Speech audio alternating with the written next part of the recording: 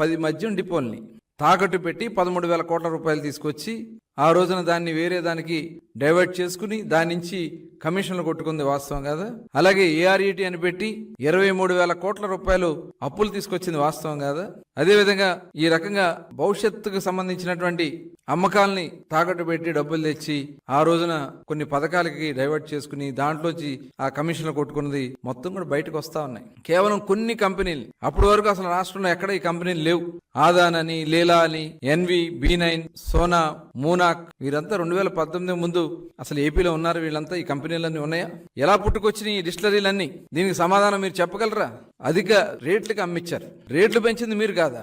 ఎక్కడ కుంభకోణం జరగలేదు. షాపులు తగ్గిస్తే కుంభకోణం జరిగింది. షాపులు ఎవరు తగ్గించారు? మీరు తగ్గించారు ఎక్కడన్నా షాపులు? ఇవన్నీ కూడా మోసం చేయాలని పనిచేస్తా ఉన్నారు. ఎక్కడ డిజిటల్ ట్రాన్సాక్షన్స్ లేవు. టోటల్ 99,413.5 కోట్ల రూపాయలు only cash payments, no digital payments. ఇంత డబ్బు ఎక్కడికి వెళ్ళింది? ఓన్లీ క్యాష్ పేమెంట్స్ ని ప్రోత్సహించి ప్రభుత్వ దుకాణాల్లో అని చెప్పి ఈ డబ్బంతా ఎక్కడికి వెళ్ళింది? ఎవరి ప్యాలెస్లకు వెళ్ళింది? మీరు సమాధానం చెప్పగలరా? అమ్మకాలు తగ్గాయినాయి కాబట్టి ఎవరికి కమిషన్లు వస్తాయని చెప్పి మాట్లాడిస్తా ఉన్నారు.